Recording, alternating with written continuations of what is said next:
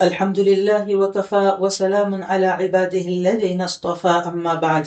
فعن أنس رضي الله عنه قال قال رسول الله صلى الله عليه وسلم: من نسي صلاة أو نام عنها فكفارتها أن يصليها إذا ذكرها. حضرت انس رضی اللہ عنہ سے روایت ہے، رسول اللہ صلی اللہ علیہ وسلم نے فرمایا، جو شخص کسی نماز کو بھول جائے یا نماز کے وقت میں سویا رہ جائے تو اس کا کفارہ یہی ہے کہ جب اسے یاد آئے تو اسے ادا کر لے۔ رمضان المبارک کا آخری عشرہ نہایت بابرکت اور قیمتی عشرہ ہے۔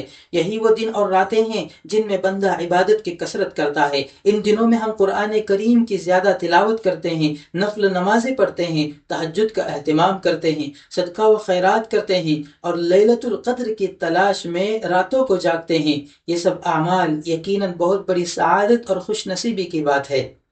لیکن اس کے ساتھ ایک اہم بات ہمیشہ یاد رکھنی چاہیے کہ جب ہم ان مبارک دنوں میں نیکیوں کی کثرت کی کوشش کر رہے ہوں تو ہمیں اپنی قضا نمازوں کی ادائیگی کی بھی فکر کرنی چاہیے، کیونکہ نماز اسلام کا سب سے بڑا فرض ہے، اور اللہ تعالیٰ نے قرآن مجید میں واضح فرما دیا ہے کہ نماز مومنوں پر مقرر وقتوں کے ساتھ فرض کی گئی ہے۔ اس لیے اگر کسی انسان سے غفلت یا کوتاہی کی وجہ سے کچھ نمازیں قضا ہو گئی ہوں تو اس کے لیے ضروری ہے کہ وہ ان کو ادا کرے اور اس کی فکر کرے۔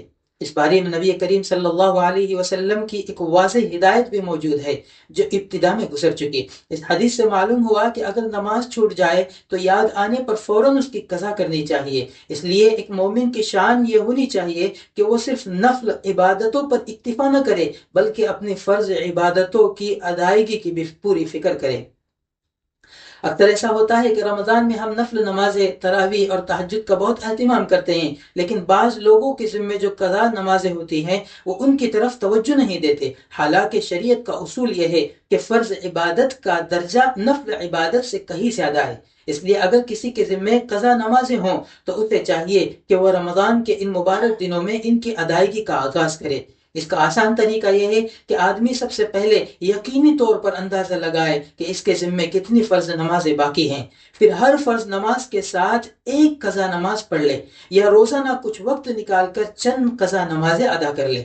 اس طرح آہستہ آہستہ اس کے ذمے جو نمازیں باقی ہیں وہ ادا ہو جاتی جائیں گی، اور اس کا دل بھی مطمئن ہو جائے گا کہ وہ اللہ کے حق کو ادا کر رہا ہے۔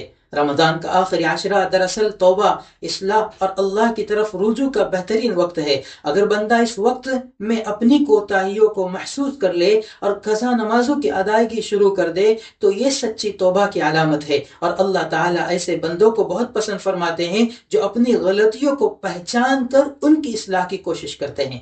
لہٰذا ہمیں چاہیے کہ رمضان کے ان بقیہ ایام میں جب ہم تلاوت قرآن، تہجد، دعا اور استغفار کا اہتمام کریں تو ساتھ ہی اپنی قضا نمازوں کی ادائیگی کی فکر کریں۔ ممکن ہے کہ یہی احساس اور یہی عمل ہمارے لیے اللہ تعالیٰ کی جانب سے ہماری مغفرت اور نجات کا ذریعہ بن جائے گا۔ اللہ تعالیٰ ہمیں قضا نمازوں کو اہتمام کے ساتھ ادا کرنے کی توفیق عطا فرمائے، آمین یا رب العالمین۔